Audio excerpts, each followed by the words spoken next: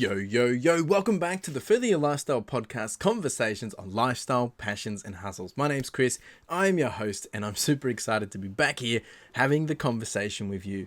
Episode 151 today, and today we're talking about when in doubt, zoom out. Now, this is a strong message to myself. In the last couple of weeks, I've been dealing mentally with just the self-doubt, imposter syndrome, and things that just are the things that I'm doing actually working. And I've had so many questions around or doubts around, is what I'm doing working? Is what I've started going to work out? I've been having days where it's like, have I made a bad decision or is this the right decision? And also thinking about what if things don't get any better? And what will I do if they don't? Or how will I fix it? Or what's the plan? And it goes on and on and on. And I figured, well, if this sounds like something that you're dealing with, or if this sounds like questions that you're asking yourself, when I figured, well, this is probably perfect for an episode. And that is the question to you. Do these things sound like things that you're asking yourself, that you're being challenged with, that you are maybe struggling with? And if it is, well, then this is the perfect episode for you to help you further your lifestyle. Let's roll the intro.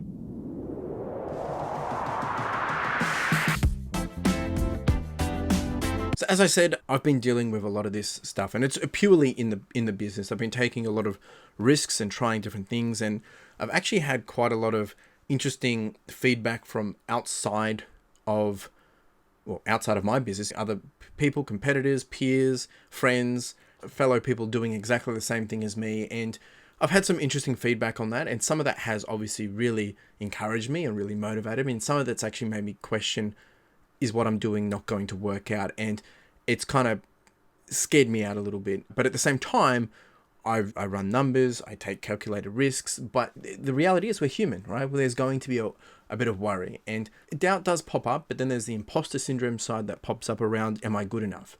Am I capable of doing this?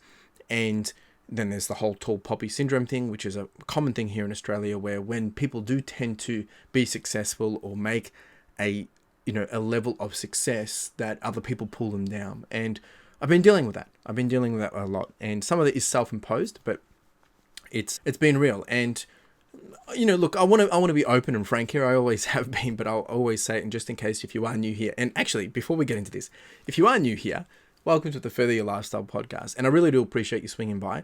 If you're new and you enjoy this, hit like. If you're watching it on the YouTube, hit subscribe, follow along. Otherwise, if you're listening to this, leave a review, reach out to me, let me know how you found it. And the best thing that I can ask you to do, if you want to help the podcast, is actually share it. If you think this is going to be something of value to someone else after listening to it, share it with someone else. And of course, if you do want to sponsor the podcast, you are more than welcome to do so. You can do that via YouTube by clicking join, and there's a podcast sponsor. And when I say podcast sponsor, it just means you're going to be helping keep the lights on, and you get your name in the credits, and a big thank you at the same time. So anyway, I digress. Let's get back into the episode. So me being honest and open, for the last 4 years when trying to build this lifestyle that I want, I stepped away from the corporate life to build a lifestyle that I wanted. Some of that I didn't know what it meant. Every year it becomes clearer and clearer, and I have more and more conviction of what it is that I want. And there have been so many highlights. I've shared a lot of those highlights. I continue to share those highlights. But there have been so many downs, like so many lows, which maybe haven't been shared as much, but I do try to bring them out here in the podcast. It's a bit of a venting session, I guess. But they're all relevant because I think we all go through these things, and they're all moments of doubt, and they're all questions and worry. And also the big question of what if it doesn't work out? And, I've got backup plans. I've got things in place of if this didn't work out. I've also got a big moat of savings, a bit of an emergency fund that I've been saving up for 9 years of working to be able to take this leap. I never had to get into that, but that's not the point. The point is there's still the scare, the doubt, and the worry. And I want to make sure that people know that it's okay to feel this way, and it's okay to, have this occur, but we need to deal with it. And I wanted to talk about some of the things that I've been working on to deal with it in the last couple of weeks, as I've been feeling it quite a lot. And I feel like the pressure builds up every year because I have success each year and I'm proud of what I've achieved. But then when things aren't going as you planned, even if it's a day, a week, 2 weeks, you start to it gets a bit scary, right? So I want to share with you what are the things that I'm leveraging, that I go to, that I check in with to help get my headspace back in check. And I think these are all relevant things for you. And the first one is zoom out. And as cliche as this sounds, you need to find a mechanism, a way, a space, a tool, or something that enables you to zoom out. Now, the best way for me to zoom out, because I'm talking purely around my business at this point, is I've been tracking my data since I started the business. And I've now been able to build a tool that shows me where I'm at today that is compared to each week from the last previous 3 years. And how does that compare? Am I above those? Am I above the average of those as well? And I've got that on a number of different KPIs around revenue, sales, and also P. I haven't got it focused on profit because I'm not focusing on profit at this point. I'm focusing on bringing people into the business, like customers. And I've been able to build that tool. But my point here for you is whether this is for sport or exercise or whether it's for you making progress, the best way that you can zoom out and look is one, if you've got something to be able to look at of where you've come from. Maybe you keep a diary, maybe you keep a journal, maybe you do record keep things, or maybe, you can go through your highlight reel. You can go through your photos on your phone. Jump back a year, 2 years, 5 years, 10 years, and have a look at what you were doing. Go back onto your Facebook feed and have a look at what you were doing. Zoom out and then start to compare of where you were today versus where you were 5, 10 years ago, 2 years ago, a year ago. And you can start to see, I'm pretty sure you'll be pretty happy where things are at. There's not going to be perfect areas everywhere in your life, but there's going to be ups and downs that you can, trade off around, oh, well, back then I had this, but actually now I've got that, and how far you've come. And I think if you're not doing this, you need to, right? Get on it. It works for me. But if you want to be able to look back, in 5 years from now, to look back to now, you need to start documenting it some way. It might be just taking a bit of a journal, a bit of a diary, or just writing something down or tracking your data. Obviously, there's apps for this if you're doing running, looking back where you were 2 years ago compared to now. The problem is we get so focused on today that we forget about, where we've come from in the last 1 year. It's like when I put stuff on YouTube, I get so stuck on people giving me one negative comment opposed to the 100 that have given me positive, right? So we need to change our perspective on that. So zoom out and actually see, is it really that bad? How does it compare to everything else that you'll be doing in that domain of what you're zooming out for? Number 2 is ask the questions of these. Am I doing anything different? Like in this moment, if things are feeling, you're a bit worried, you're a bit concerned, things aren't going to plan, ask yourself, is what I'm doing today, am I actually doing anything different, right? And maybe that's a reason why things are feeling uncomfortable, because you're uncomfortable. You're out of your comfort zone. Speaking to myself here. The other thing to think about is what has changed internally and externally. Now, again, I'm looking at this from the lens of a business, but there's things that are in my control versus not in my control. There's things that I'm doing internally in the business versus the stuff that's happening externally outside of the business. Meaning if prices are going up because of postage or whatever, I can't control that. And it's an external factor, but internally, how am I managing that, right? Have I changed anything internally? Have I taken on more risk? Have I taken on more cost? Have I made bad decisions versus are they things that are just, I've had to adapt to and figuring it out as I go? So I think you need to ask yourself that question. The next thing is, what can I control? The things that are going wrong at the moment, the things that you're worried about, the things that you're stressing about, the things that you're doubting, can you control them? If you can't, you've got to find a way to manage it, like deal with it and move on. Because if you can't control it, there's no point worrying about it. And then the other question, which you've got to be open with, is can I be doing something better? Is there something I can be doing better? A lot of the time, the doubt comes from the byproduct, I believe, from guilt. Because you feel bad that you haven't done something and then you start to stress, but you can leverage that to be able to get yourself back into gear. If you're not seeing results, do something that's going to give you results. Simple. If you're doing things that don't give you results, maybe those things you shouldn't be doing. Just saying. Speaking to myself here. Number 3 is escape the noise. Now, this is not directed at anyone, but when we take on the role of trying to become a better version of ourselves and we're not seeing results, there is this, as we know, there's that level and challenge of imposter syndrome, of doubt, fear, worry, la da da da da. And we fall in the trap of comparing ourselves to others, looking at their timeline or where they are at this point in time, or why can't I be as good as them? That's irrelevant. They are irrelevant because unless you guys have done exactly the same things, there's nothing to compare by. I've done a whole episode on this. You know, the only person you can compare to is yourself by looking back of how far you've come. But to get away from that noise, you need to find a way to get away from it. For me, I go for a run. For me, running clears my head.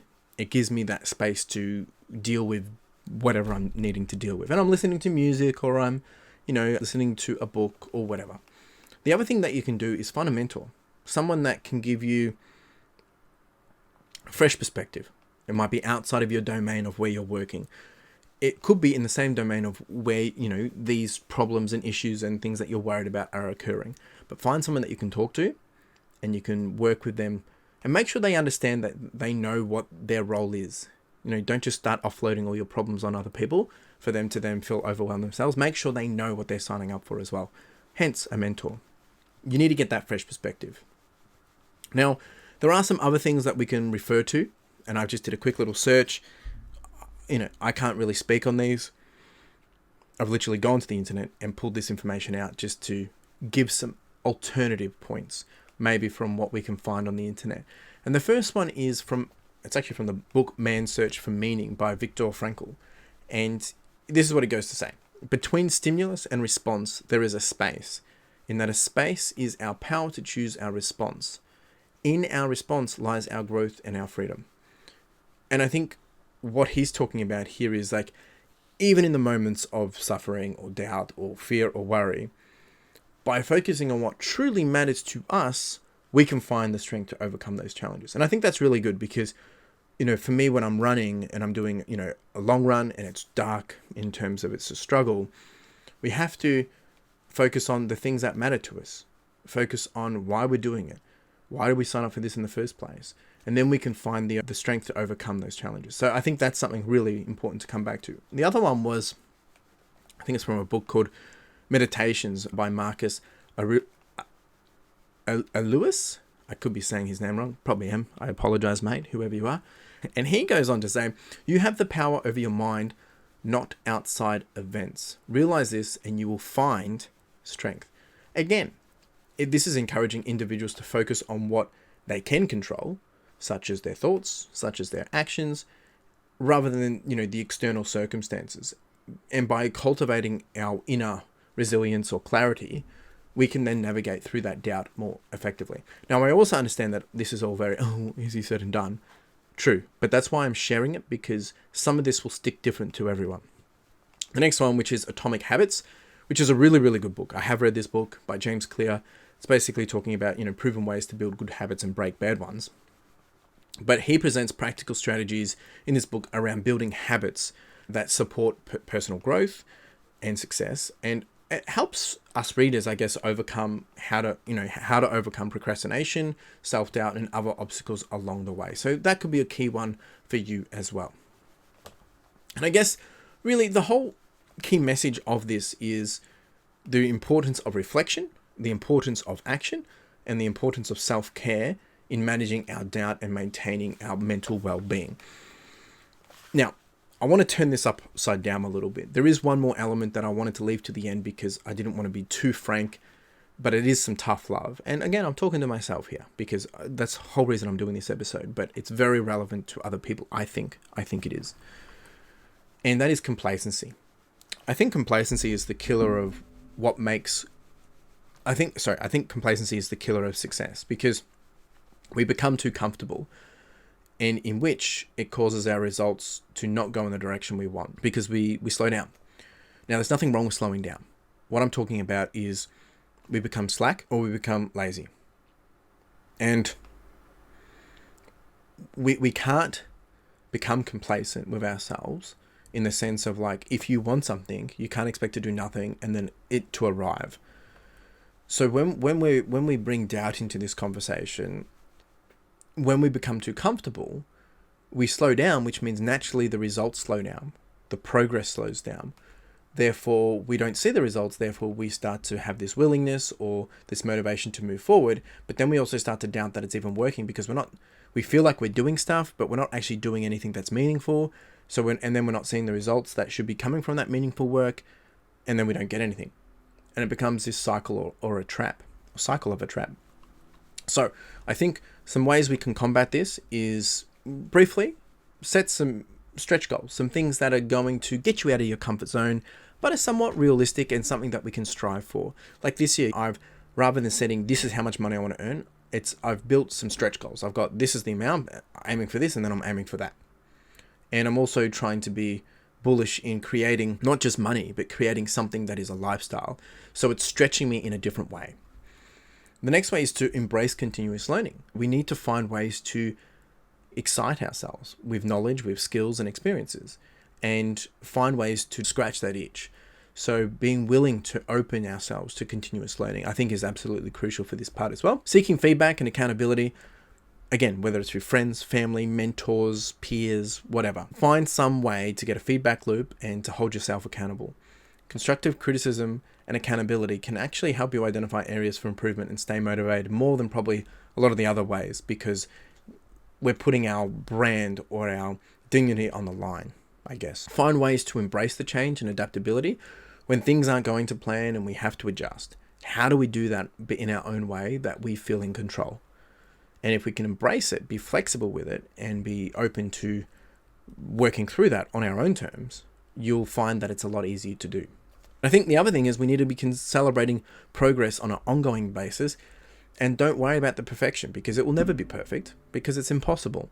But as you make progress, as you hit milestones, as you tick off things that are a win, celebrate, and that will help give you that extra motivation. But I think at the end of the day, it all really comes down to two things, is reflecting on a regular basis.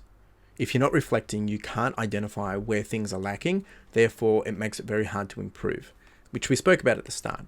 But I think we also need to make sure we're continuously challenging our comfort zones, seeking out opportunities that step us out of our norm and enable us to take one step further into something which is being able to create ourselves as a greater version. Because if you're not, well, then how do you expect to ever not be complacent? Because if we're just complacent, we will just dwindle and become irrelevant. Now, I'm not saying here you have to be the next biggest influencer, you have to be loud, you have to be a public icon, none of that. What I'm saying is, if you want to be the better version of yourself, if you want to further your lifestyle, you have to challenge your comfort zone. And you need to reflect on a regular basis. Those are the two big key takeaways from this. Yeah, that's what I got for you. So if you enjoyed this, reach out, leave a comment, like, subscribe, hit me up. Let's continue the conversation. Give me the feedback. I really appreciate it. If you do want to become one of the sponsors of this podcast, by all means, you can do that too. You don't have to.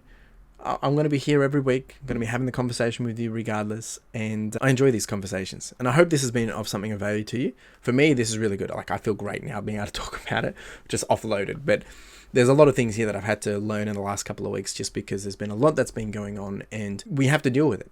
If you don't deal with it, it's very hard to move forward. So that's my message to you. Appreciate you being here. You have a wonderful day. Cheers.